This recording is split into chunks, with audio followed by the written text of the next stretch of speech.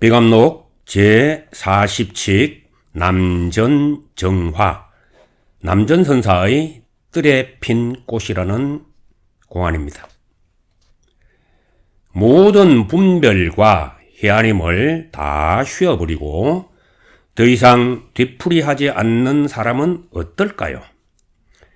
멍청한 바보처럼 보일까요?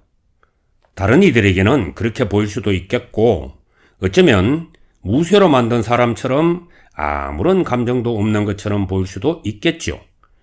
분명히 출세할 수 있음에도 그저 남보기에 꾸전 일만 하는 사람이 있고, 분명 자기가 돈을 많이 벌 수 있는데도 남이 돈을 벌 수 있도록 하는 사람이 있습니다. 그리고 자신이 억울한 누명을 썼는데도 설명을 하지 않고 사실을 밝히려고도 하지 않는 사람이 있습니다. 왜 그럴까요? 무쇠나무에 꽃 핀 것을 보았기 때문입니다. 무쇠나무에 꽃이 피다니, 그런 일이 있을 수 있을까요? 그것을 본 사람이 있기는 한 것일까요? 물론 있습니다. 그런 사람은 그런 경지에 이런 사람만이 알 수 있기에 일반적으로는 없는 것처럼 보일 뿐입니다. 무쇠나무는 희로애락에 흔들리지 않습니다. 그 나무에 핀 꽃은 꽃이 아니라 지혜의 빛입니다. 자유이며 평화이며 정멸입니다. 세상에는 참 솜씨 좋은 사람도 많고 머리 좋은 사람도 많습니다. 그런데도 그들이 행복하지 않은 이유가 무엇일까요? 온갖 술수를 부릴 수 있었던 손오공이 부처님의 손바닥을 벗어날 수 없었던 까닭이 무엇일까요? 아주 잘 돌아가는 잔머리 때문이며 잔재주 때문입니다. 그래서 손오공이 얼핏 멍청해 보이는 삼장법사의 제자일 수밖에 없었던 것입니다. 손오공이 실수한 것이 무엇일까요? 어째서 그는 마지막까지도 백지경전이 아닌 글자로 가득한 경전을 가지고 왔을까요? 그것이 어째서 잘못이란 말인가요? 잘 살피지 않으면 손오공의 여의봉에 머리가 부서질 것입니다.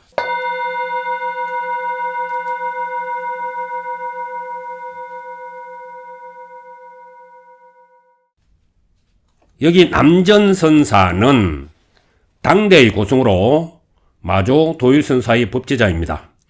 하남성의 신정에서 출생했는데 속성이 왕씨로 10살 때 하남성 밀현 대회산의 대해 종고 화상에게 출가하여 삼장을 익히고 777년 비구계를 받은 뒤에는 경론을 공부했으나 부족함을 느껴 마조선사를 찾아뵙고 지도를 받아 깨달음에 이르렀습니다. 795년에 안위성 지양 남전산에 들어가 나무하고 농사를 지으며 선풍을 떨치기 시작했고 30년간 한 번도 산을 나가지 않았습니다. 말년에는 속성을 따서 스스로 왕노사라고 칭했습니다. 제자로는 조주종심, 장사경잠, 차호이종 등의 걸출한 이들이 많이 있습니다. 법호의 한자대로 읽으면 남천이 되지만 남전으로 발음하는 것이 관행입니다. 여기 상대로 나온 육한대부는 강소성 소주의 오군 출신으로 자는 경산이고 벼슬이 관리의 죄를 다스리는 의사대부에 이르렀기에 육한대부라고 합니다. 남전선사를 만나 지도를 받아 속가제자가 되었으며 여러 선사들과 교류한 기록이 남아 있습니다. 본칙 원문을 봅니다. 육한대부 여남전의화 차에 육운 조법사 도호대 천지 여하동근이요 만물유와 일체라 하니 야심기견이다. 남전이 지정전하하며 소대부운 시인이 견차 일주하를 여몽상산이라. 여기 나오는 조법사는 성조법사를 가리킵니다. 도생, 도융, 도예와 더불어서 구마라지바, 우리나라에서는 구마라집 스님이라 그러죠. 그 스님의 4대 제자라는 뜻으로 사철로 칭송되는 고성입니다. 성조법사가 지은 물, 불천론, 부진공론, 반야무지론, 열반, 무명론의 4가지 논설을 합쳐 조론이라고 합니다. 육한대부가 성조법사의 말씀으로 인용한 구절은 열반 무명론에 나오는 문구입니다. 본칙을 번역해 봅니다. 이런 얘기가 있다. 육한대부가 남전선사와 더불어 얘기를 나누다가 육한이 남전선사께 말씀을 드렸다. 성조법사께서 천지는 나와 더불어 같은 뿌리이고 만물은 나와 더불어 하나의 몸이다고 하였으니 이는 매우 대단한 말입니다. 남전선사께서 뜰 앞의 꽃을 가르치시며 대부 하고 부르시고는 말씀하셨다.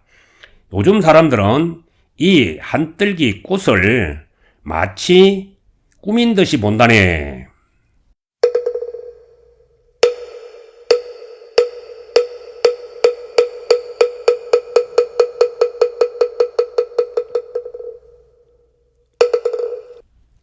풀이해 보겠습니다. 육한대문은 평소 성조법사의 글을 좋아했나 봅니다. 조로는 나름 공부를 많이 했다고 자부하는 이들이 즐겨보던 수준 높은 논문이었죠. 뿐만 아니라 후대의 고성들이 이 조론을 보다가 마음의 눈이 열린 이들이 많습니다.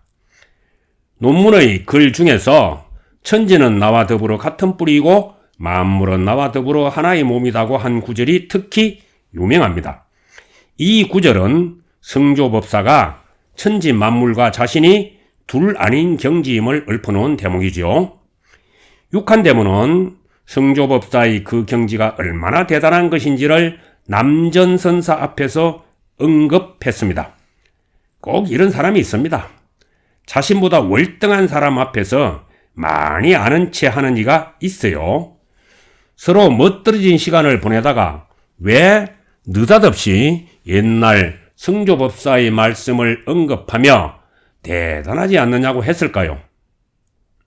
혹시 영리하다는 사람이 어른 앞에서 이런 일 저지른 경우를 본 적이 없나요? 육한대부가 매를 벌고 있군요. 하긴 저도 철부지 고등학생 시절에 선사들 앞에서 이런 짓거리 하다가 죽비깨나 맞았답니다. 천하의 남전선사가 어설픈 장난에 속을 리가 있겠습니까? 바로 눈앞의 꽃을 가르치시며 대부라고 환기시켰습니다. 멀리 성조법사를 쫓고 있던 멍한 눈길이 제자리에 왔을까요? 육한대부가 조론을 던져버리고 불의의 경지에 섰을까요? 남전선사는 참 자비로운 노인네입니다. 기어코 비밀을 실토하고 말았군요. 이보게 사람들은 말이야 몽롱한 동태 눈깔로 잠꼬대하며 이 꽃을 본다니까. 어째 잠이 확 깨시나요?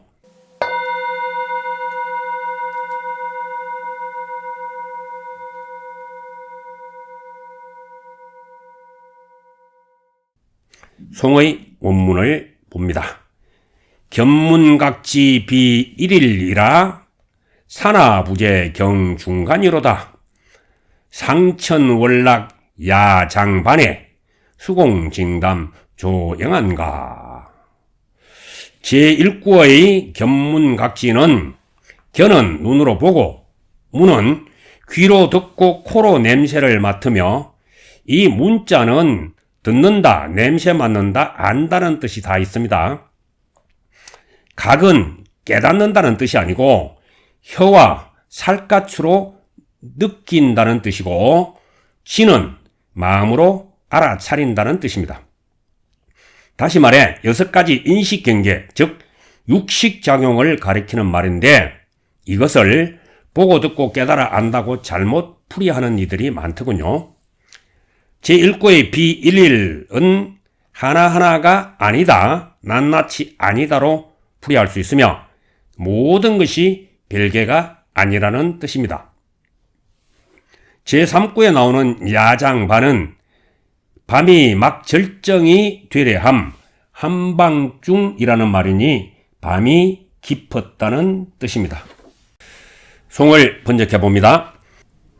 보고 듣고 느끼고 아는 것이 제각각 아님이라. 산과 강은 거울 속 보이는 것에 있지 않도다.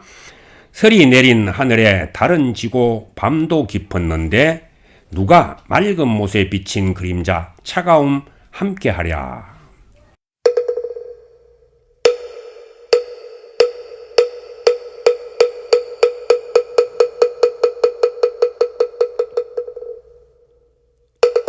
풀이해봅니다. 제1구에 보고 듣고 느끼고 아는 것 제각각 아님이라고 했습니다. 눈, 귀, 코, 입, 살갗, 의식의 6가지 인식 주체를 따로 설명하지만 모두 하나로 통일되는 것입니다. 그걸 모르는 사람들은 바쁘지요. 보이는 것 따라 다니느라 바쁘고 들리는 소리나 향기 따라 끌려다니느라 바쁩니다. 혀 끝에 느껴지는 맛과 살갗의 촉감을 분석하느라 바쁘고 그런 것 모두 알아차리느라 무지 바쁩니다. 그런데 무엇이 바쁠까요? 입과 귀와 코와 혀와 살갗과 마음 중에 무엇일까요? 그것을 분명히 깨달으면 바쁠 것 없다는 것도 바로 깨달을 것입니다. 제2구에 산과 강은 거울 속 보이는 것에 있지 않도다고 했습니다. 아무리 맑은 거울이라도 그 속에 비친 산과 강을 진짜라고 착각해서는 안 됩니다. 호수 속 달 잡으러 갔다는 청년거사 이태백이 달 건져왔다는 소식 아직 듣지 못했고 천하절색이라던 월나라의 미녀 서시도 아직도 거울 보며 미간을 찌푸리고 있지만 그녀의 가슴앓이가 나았다는 얘긴 들리지 않는군요. 그렇다고 이태백을 비웃을 것 없나니 지금 이 순간도 물에 비친 달 건질에 뛰어드는 사람 풀포기보다 많고 서시를 흉볼 것도 없나니 거울 앞에서 몽롱하게 취한 미인들이 저 경포대의 모래보다도 많으니까요. 물론 육한대부는 성조법사의 꿈을 꾸느라고 바쁘겠죠? 호수물이 다 마르고 거울이 깨어진다면 더 이상 속지 않을까요? 제3구 4구에 설이 내린 하늘에 달은 지고 밤도 깊었는데 누가 맑은 못에 비치는 그림자의 차가움 함께 하려고 했습니다. 설이 내리는 하늘처럼 차가워진 뒤 비추는 것도 비춰지는 것도 사라져버리는 그 소식. 그 자리에 이르지 못했다면 맑은 못도 얘기하지 말고 그림자의 차가움도 입에 담지 말아야 합니다. 뼛속까지 시려본 사람이 아니라면 그 밤의 얘긴 들어도 모릅니다. 물론 안다고 생각하는 것이야 자유지요. 이 소식을 전하려 석가노인이 불타는 대지 위를 맨발로 걸으며 그토록 먼지를 뒤집어 쓰셨답니다. 함께 걸었던 아난이 석가와 함께 한 것일까요? 글쎄요. 아난이 부처님으로부터 들은 얘기는 참 많았겠죠.